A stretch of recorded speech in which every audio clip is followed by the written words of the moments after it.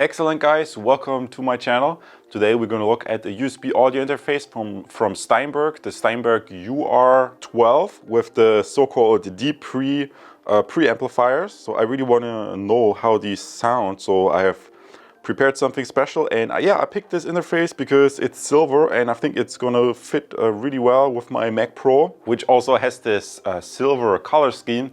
And guys, I did a little bit of research online and looked what analog to digital converters are in here. So maybe I'm also going to do a teardown video and show you a few shots of the board design and layout, what kind of processor, preamplifier and other components are in there, but maybe that's a little bit more advanced.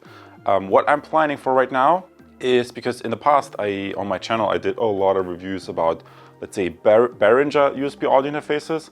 But usually the Behringer ones, they're a little bit more lower in the price range.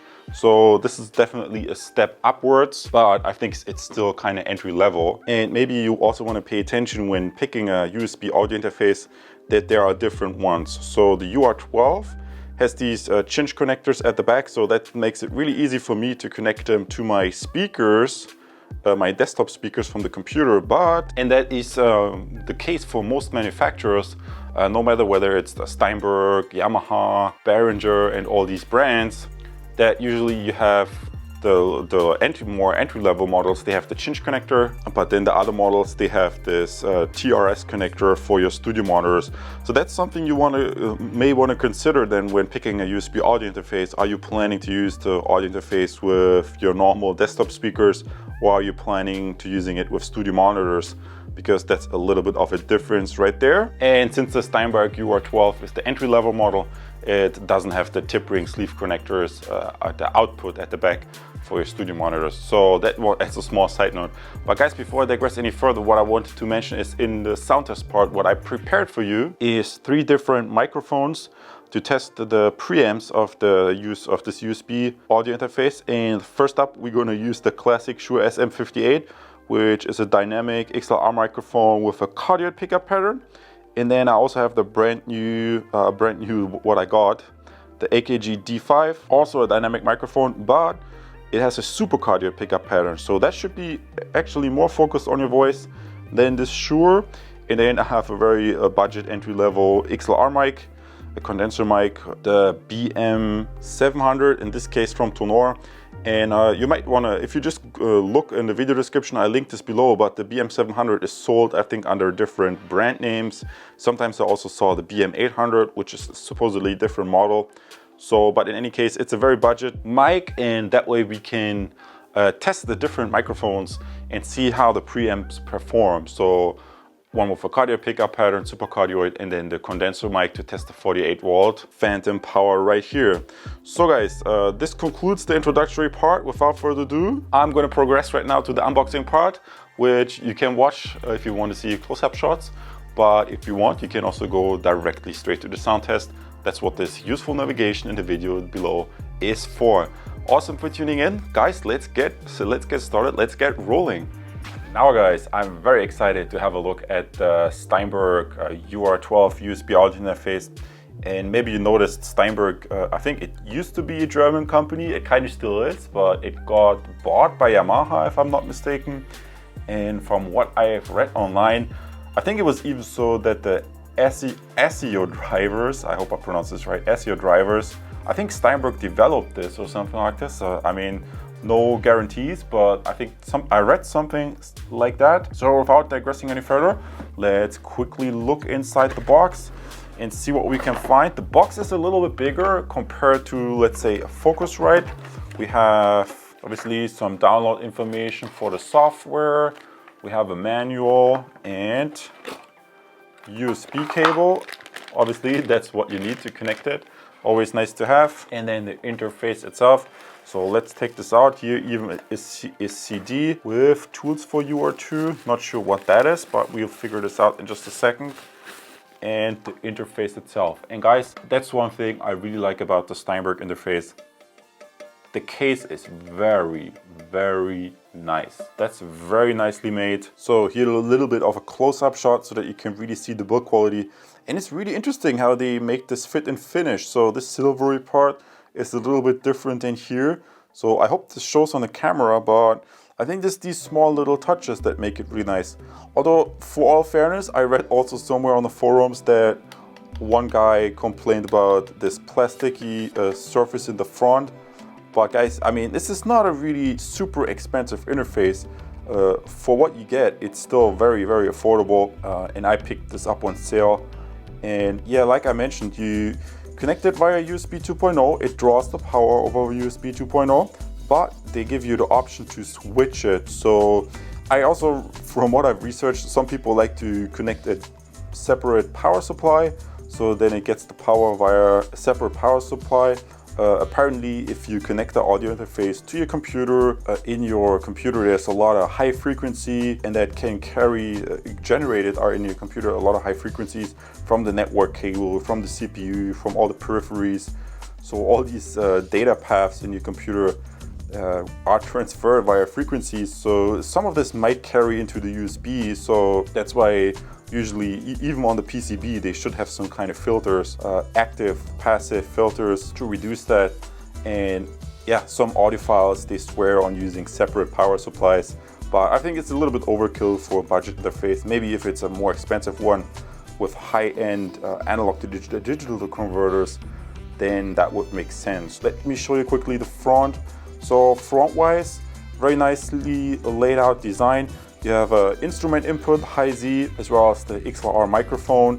And my recommendation is always, if you're new to this audio stuff, maybe you want to learn a little bit about these different cabling options. I know on the Focusrite there's a switch even here, where you can switch that between line level and instrument input.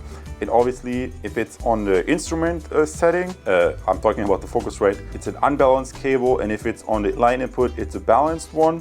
But obviously here you don't have that switch, so that should be only unbalanced. But guys, depending on your level, you're either bored right now, or it's a little bit too, or it's something new that you still have to learn. With this interface, it's pretty straightforward because you only have these two things. But think about it, if one day you have a mixer with lots of different inputs, maybe you have inserts and something like this. So at least somewhere along the way, if you don't know about these different cables like balanced or unbalanced XLR, it makes sense to familiarize yourself with it. And what I also mentioned earlier, make sure you do a little bit of planning. Do you need an interface for studio monitors, or do you just want to connect it to your computer speakers? Because let's say you buy the other interface that has the balanced TRS outputs, then where do you going to connect your computer? To the headphone output? Usually that's not necessarily what you want to do. You want to keep that free so that you can use it on demand when you need it. So do a little bit of planning what your particular setup is, and then you should be fine. So that's essentially why I like to point this out. So not that somebody has accidentally buys the wrong interface. Other than that, what I'm thinking is maybe taking this apart in another video and showing you the board layout, and because basically the signal gets picked up by the USB from the computer, the digital signal, and then it goes to a processor, and then to an analog to digital converter, and the digital to analog converter. I think there's a chip in here that does both. It has a dual function. It can pick up the audio signal here, convert it, send it to the processor, and then to USB. And also, if you listen to music, vice versa, it comes from your computer, the data stream, it gets taken from the processor and then sent to the digital to analog converter, and then it goes to your output. So maybe we look a little bit at the board layout, how the PCB is designed. I mean, there are different PCB designs, like 2-layer and 4-layer. So before I digress any further, guys, maybe not everybody's interested in that, but if you want to geek out on sound equipment, it makes sense to know your parts inside. Let's jump to part number 3, the sound test, and we're going to do a listening test with a bunch of different microphones of the Steinberg UR12 USB interface. Let's get going, guys. Excellent, guys. Right now we jump to the sound test part 3, and you're listening to the Shure SM58 directly connected to the Steinberg UR12 audio interface. And from the Shure SM58 is a very widespread microphone. Just in case you don't know, it's a very popular widespread microphone. So that's what I always like to use for reference testing. And I turned the input gain all the way up, and what I discovered is that still, while the D preamps in the Steinberg interface They sound pretty good. They don't are the strongest, at least when it comes to the Shure SM58. So that's a small disappointment. It sounds good, but I would have wished that the gain is a little bit higher, at least for the Shure mic that I have here. You might want to consider maybe in that case, at least with the Shure, to put in maybe a tube preamp or some sort of mic preamp in the middle, because that reduces the work that the preamp in the interface itself has to do. But my guess is with a condenser mic, it's going to work much better. So that's why we're testing 3 mics right now. The first one is the Shure SM58 with the cardioid pickup pattern dynamic microphone. So let's switch over to the AKG and see what performance and what kind of sound characteristics we get from this AKG mic. So let's jump to sound test part 3B. Now I have connected the next microphone, the AKG D5 vocal microphone, also a dynamic microphone, but a supercardioid pickup pattern, so it's a little bit more focused towards your voice. And I really think this microphone is more forgiving on the preamps in the Steinberg. It just seems to be a more sensitive microphone. Yes, I also have turned the input gain all the way up, but in my recording software I see a much stronger signal coming into the recording software. So with the Shure, the input level just was lower, and here it's much higher, although the settings are the same. So that goes to show that not every microphone plays similarly well with a given audio interface. Obviously, like I told you, you could always remedy it and boost the signal with a tube preamp in the middle. But some people who want to start out, they just want a simple setup such as this for podcasting and live streaming. Guys, I really think this sounds really good with this Steinberg interface and gives me a little bit of a stronger signal. Why don't we just go ahead, and next up I'm going to test the condenser mic.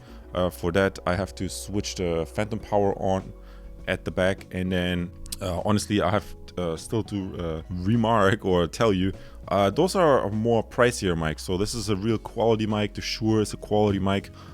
Do you really know what you get? And then the next mic that I'm going to test, the BM700, that's a little bit more on the budget side. So why don't we just switch over and jump to sound test part 3C. And yeah, I'm happy it's the last test that we're going to do with this Steinberg interface. And right now I have connected a XLR condenser microphone. I turned on the phantom power at the back, and you see the phantom light, the red phantom light indicator came on. And yeah, I mean, to be honest, I mean, this is a really budget entry-level condenser microphone. So maybe a little bit below what you usually would connect to an interface like that.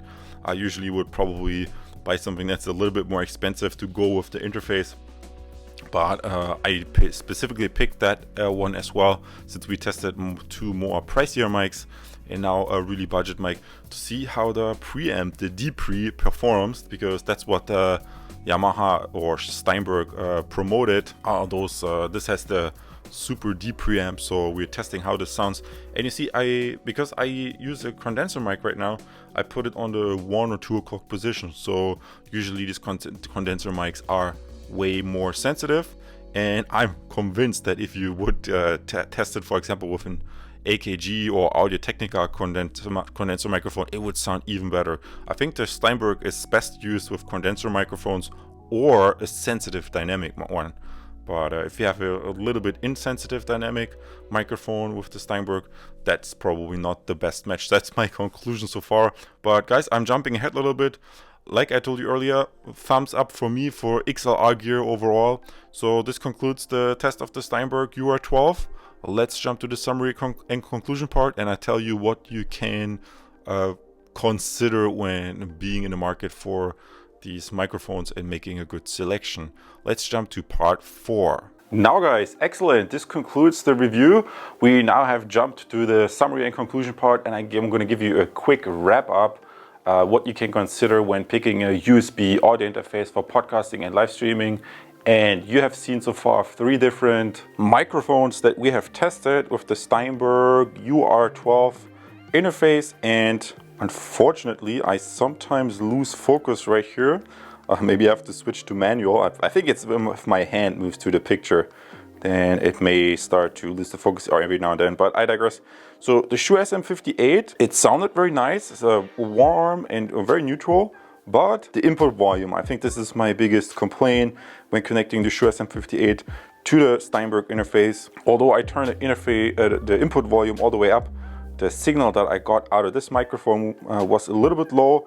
The supercardioid AKG.min performed better, so that gave me a higher output signal. So the lesson learned here between those two is that when you're using the Steinberg interface, then maybe you want to pick a dynamic microphone that's a little bit more sensitive, or you're using a tube preamp in the middle. That would be an option. And then lastly, we tested the Tonor.min 700, I believe, and that was pretty sensitive, but because it's a really entry-level budget mic, it just sounded much thinner than more of these pricier mics. So my rule of thumb would be spend about the equal amount on a good quality mic, and you're probably going to get better results, except you have a mic that needs really strong preamps.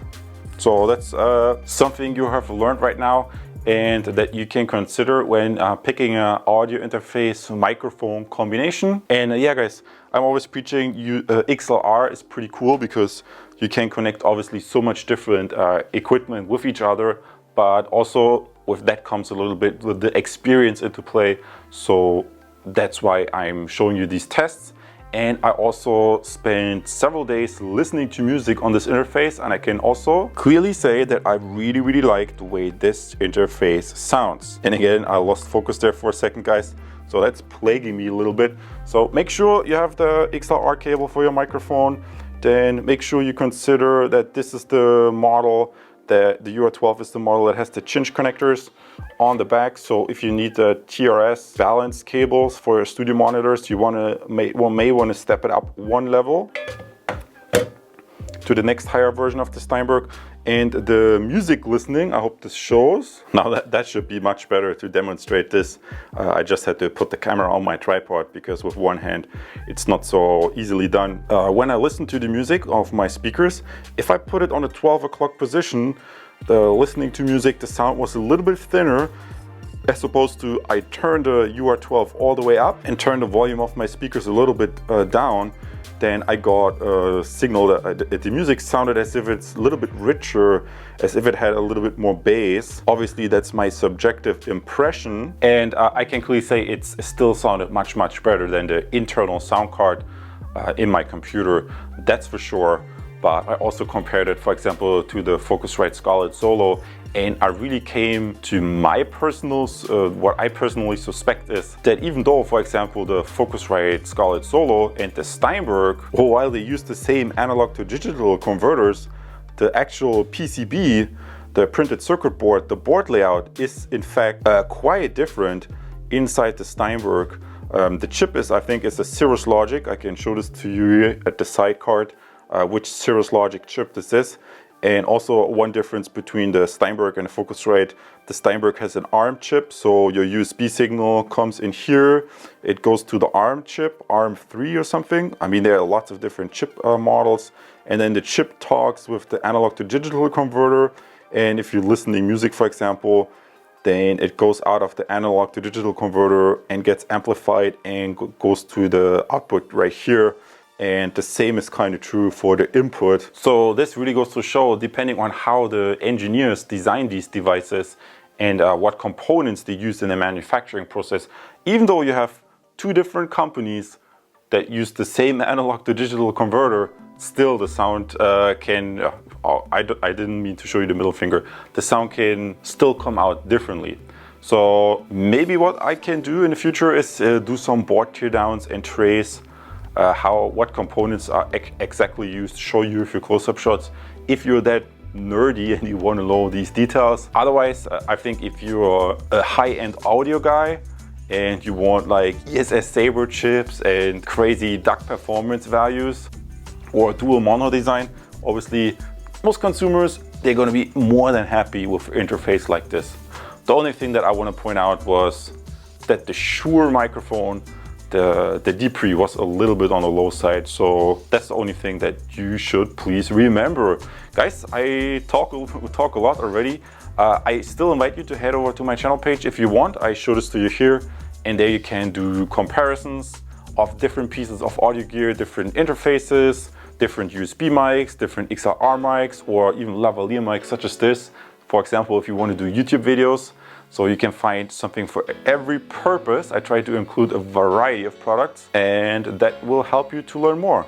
People usually like to compare before they make a purchase. So that's what you can do right now as well.